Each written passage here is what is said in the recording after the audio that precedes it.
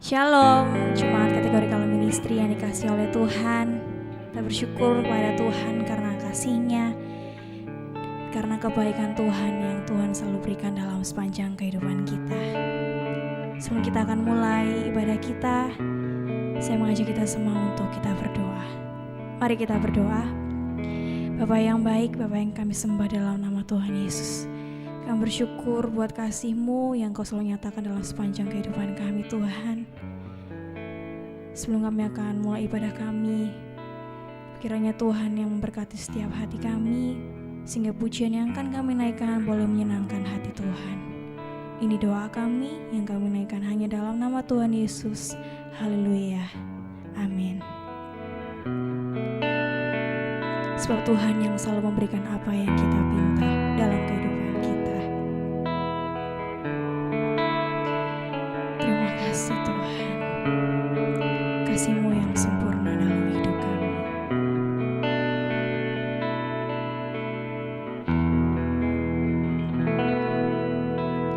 Kasih yang sempurna telah ku terima dari-Mu, bukan karena kebaikanku, hanya oleh kasih karunia-Mu Kau pulihkan aku,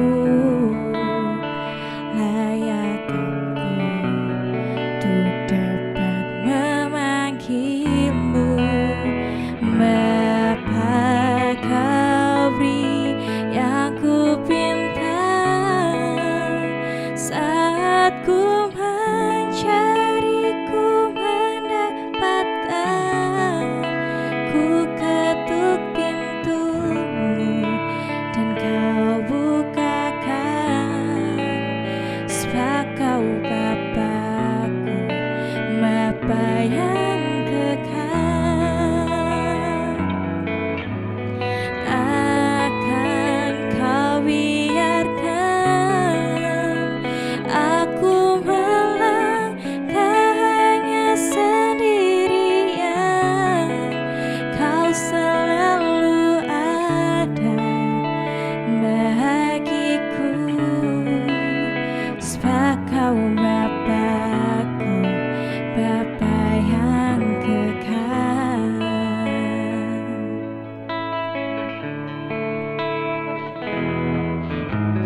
Kasih yang sempurna telah ku terima dari-Mu, bukan karena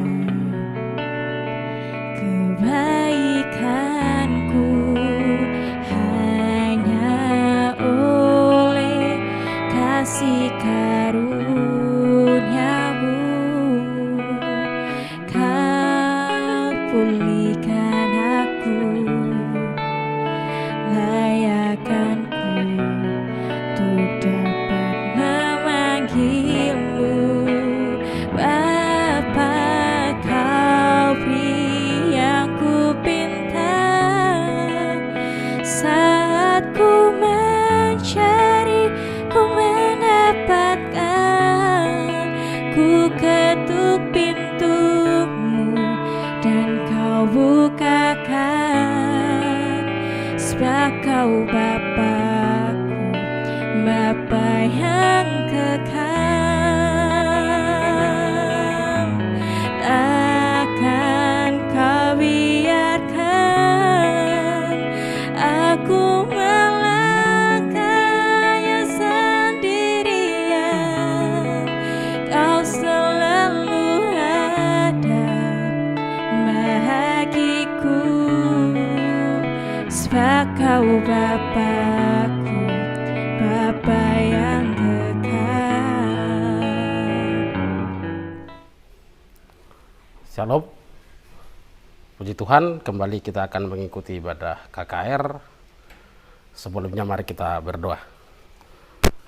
Terima kasih Bapa di surga untuk malam hari ini. Terima kasih untuk kesempatan yang Tuhan berikan dalam hidup kami, untuk kami bisa mengikuti ibadah KKR-nya Tuhan. Kiranya Tuhan menolong kami, Tuhan memberkati kami yang nanti akan mendengarkan firman Tuhan, memberkati pembicara dan juga kami sekalian yang ada. Terima kasih Bapak, kami menyerahkan seluruhnya ke dalam tangan Tuhan. Ibadah online ini ya Tuhan, serahkan mulai dari awal sampai akhir. Di dalam nama Yesus kami akan mendengarkan firman Tuhan. Haleluya, amin. Salam Bapak Ibu, kembali salam damai sejahtera kepada semua Bapak Ibu jemaat GPPS yang dicintai oleh Tuhan, jemaat yang selalu setia dalam ibadah KKR online ini. Tuhan memberkati kesetiaan Bapak Ibu, dan pada saat malam hari ini kita akan belajar firman Tuhan yang saya ambil dari Roma pasal yang keempat.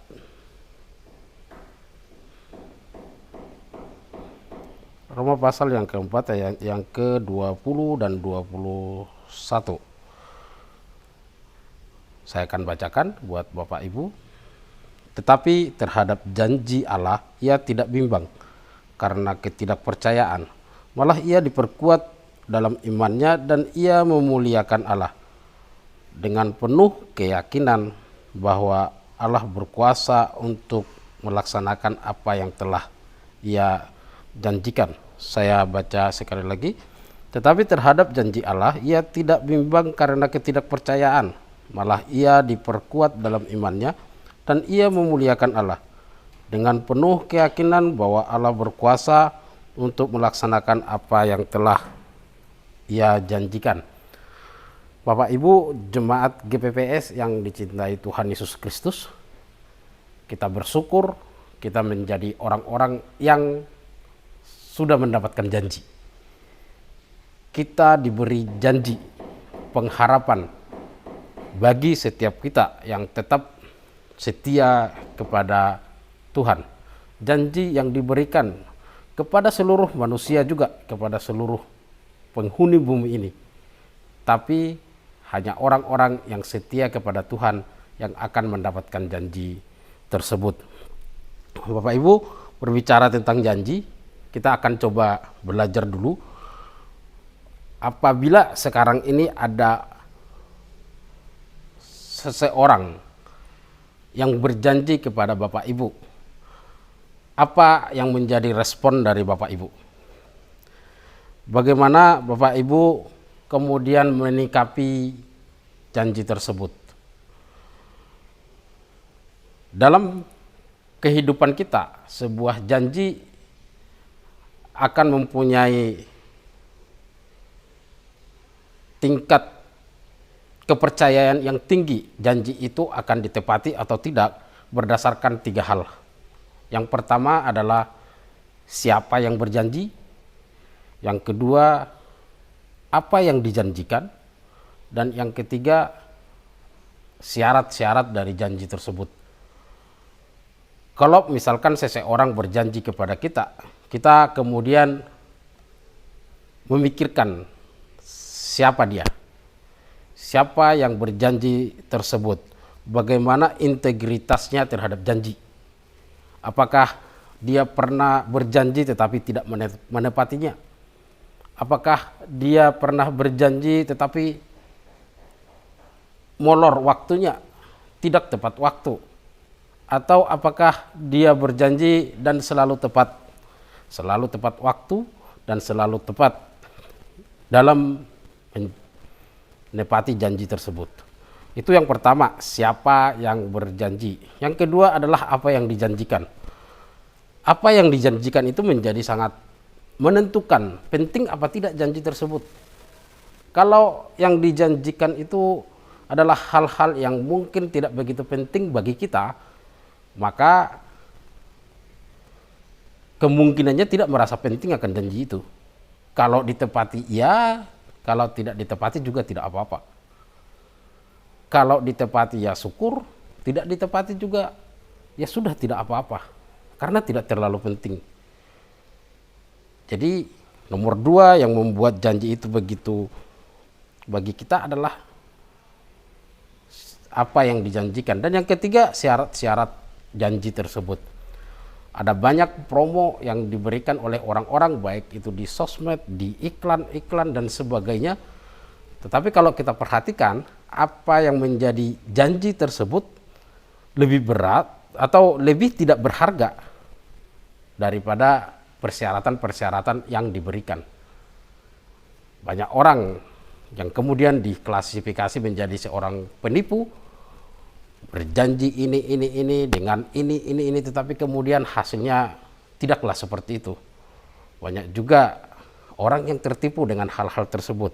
Jadi janji itu kemudian sangat penting bagi kita, juga berdasarkan syaratnya.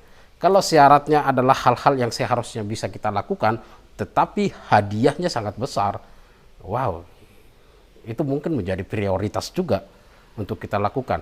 Itu mungkin menjadi prioritas juga untuk kita tempuh. Syarat-syarat itu kita penuhi. Hal-hal yang harus kita korbankan juga akan kita korbankan untuk mendapatkan hadiah tersebut. Tapi kalau syarat-syaratnya terlalu berat, kemudian hadiahnya hanya remeh-temeh, mungkin ya kita akan berpikir ya sudah, kalau bisa dapat ya dapat, kalau enggak dapat juga enggak apa-apa. Bapak Ibu Saudara yang dikasihi oleh Tuhan, bagaimana kalau Tuhan yang berjanji? Di dalam Roma pasal yang keempat ini, kisah dari seorang Abraham yang dituliskan oleh Paulus. Di dalam judulnya, perikopnya, Abraham dibenarkan oleh iman, beriman kepada Tuhan.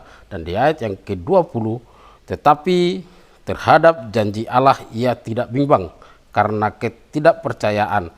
Maka ia diperkuat oleh imannya dan ia memuliakan Allah dengan penuh keyakinan bahwa Allah berkuasa untuk melaksanakan apa yang telah dijanjikan. Abraham diberi janji. Yang menjanjikan adalah Tuhan. Yang menjanjikan adalah Allah, yang pasti sudah dipercaya oleh Abraham. Kemudian yang dijanjikan juga bukan kaleng-kaleng. Yang dijanjikan itu adalah masa depan, baik itu di dunia maupun di akhirat nanti. Bangsa itu dijanjikan, keturunan dari Abraham dijanjikan bukan hanya sebagai bangsa yang diselamatkan oleh Tuhan, tetapi menjadi sumber keselamatan dari bangsa-bangsa yang lain. Dalam perjalanannya tidak perlu diragukan lagi, Abraham sudah mengetahui Tuhan menepati janjinya. Hal-hal yang dia lalui di dalam perjalanan hidupnya membuat imannya kuat kepada Tuhan, membuat dia menjadi orang yang beriman kepada Tuhan, dan dia percaya kepada Tuhan yang memberi janji itu. Dia percaya kepada janji Tuhan, dan dia percaya juga syarat-syarat untuk memenuhi janji itu sudah dia dapatkan. Itu menjadi sangat penting Bapak Ibu buat kehidupan kita. Seorang Abraham dibawa dari negeri nenek moyangnya kepada suatu negeri antah berantah yang dia tidak tahu. Dia belum pernah ke sana, dia tidak tahu cara hidup di sana, dia juga tidak tahu Tuhan siapa saja yang ada di sana pada saat itu. Tetapi dia percaya karena dia tahu Tuhan itulah yang memanggilnya. Tuhan yang memanggilnya dan dia percaya. Tuhan yang berjanji itu dan dia percaya. Dia mempersiapkan syarat-syarat untuk mendapatkan janji tersebut. Dia menjadi orang yang beriman. Dia menjadi orang yang beriman sehingga dengan segala imannya dia dibenarkan oleh Tuhan. Bapak Ibu, dalam kehidupan kita apabila kita kemudian diberi janji, dan saya percaya banyak janji Tuhan yang kita tahu, baik itu dari Alkitab, baik itu dari kita beribadah, baik itu mungkin janji secara pribadi yang didatangkan Tuhan secara pribadi kepada Bapak Ibu, baik itu melalui pengalaman hidup dan banyak cara Tuhan untuk mengungkapkan dirinya, mengungkapkan janjinya kepada Bapak Ibu Saudara. Bagaimana respon saudara atas hal tersebut? Bagaimana respon saudara terhadap janji Tuhan tersebut? Ada sebuah kisah yang menarik tentang bangsa Israel. Kita mau membaca dulu di dalam Yesaya pasal yang ke-62 ayat yang ke-6. Saya akan baca sampai ayat yang ke-9 saja.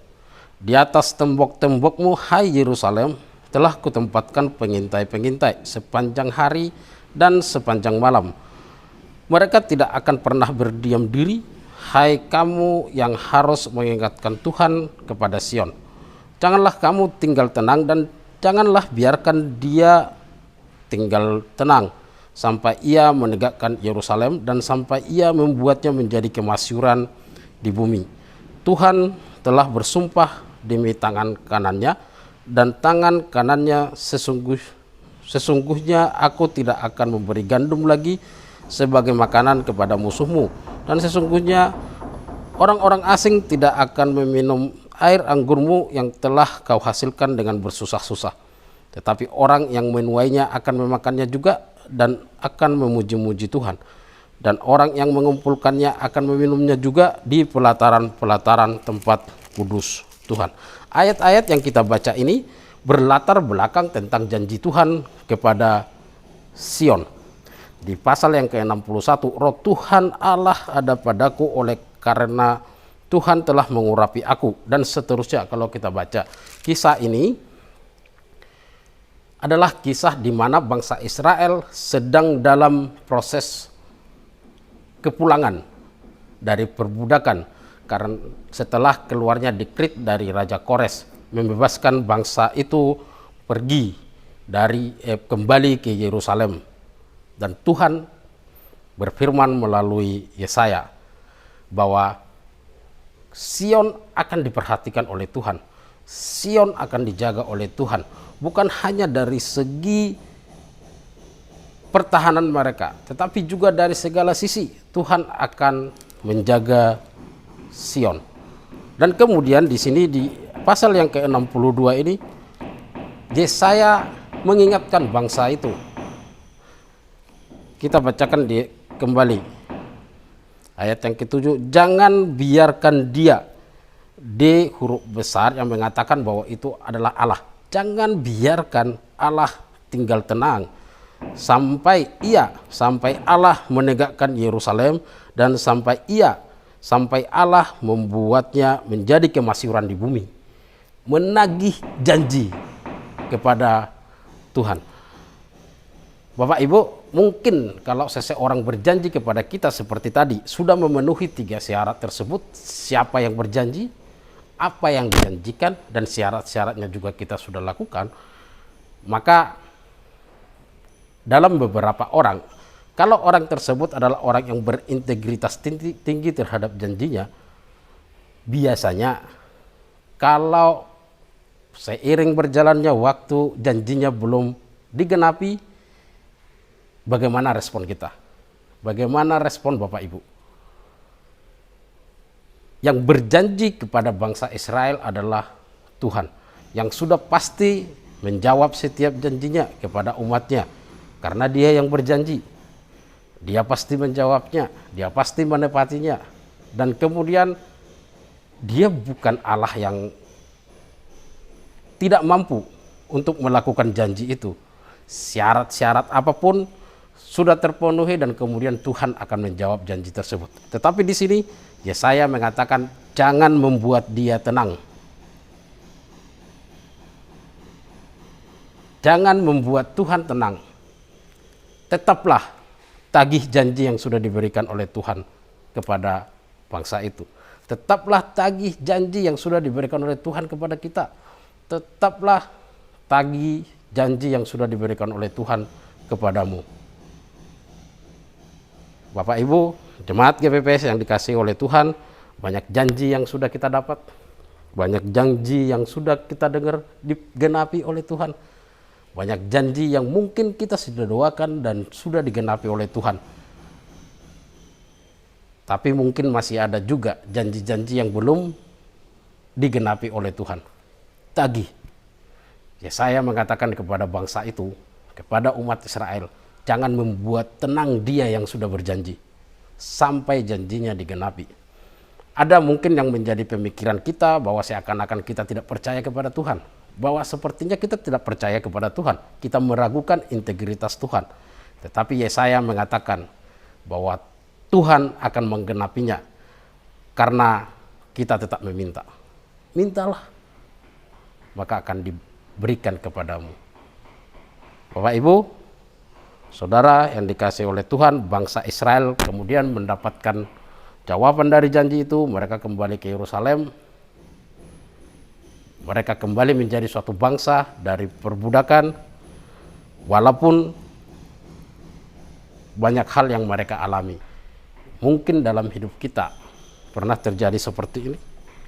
Kisah dari bangsa Israel yang ada dalam pembuangan, atau kisah dari Abraham yang dibenarkan oleh imannya. Tapi satu hal yang pasti, tagilah janji Tuhan dengan ketentuan-ketentuan yang sudah diberikan, syarat-syarat yang sudah diberikan. Tetap melekat kepada Tuhan seperti Yesaya. Dia tidak peduli dengan apapun, dia tetap berseru kepada Tuhan, membawa bangsa itu dekat kepada Tuhan, sehingga dia bisa mengatakan janji Tuhan akan digenapi. Itu yang menjadi perenungan kita di malam hari ini, dan kita berdoa. Terima kasih Bapa di sorga untuk malam hari ini. Kiranya firman Tuhan menjadi pedoman bagi kami untuk kami bisa semakin dekat kepada Tuhan, melayakkan kami menjadi orang-orang yang bisa menerima janji Tuhan, melayakkan kami menjadi orang-orang yang tetap bersyukur kepada Tuhan, melayakkan kami menjadi orang-orang yang berusaha untuk semakin dekat kepada Tuhan. Terima kasih Bapa di sorga, di dalam nama Yesus kami berdoa. Amin.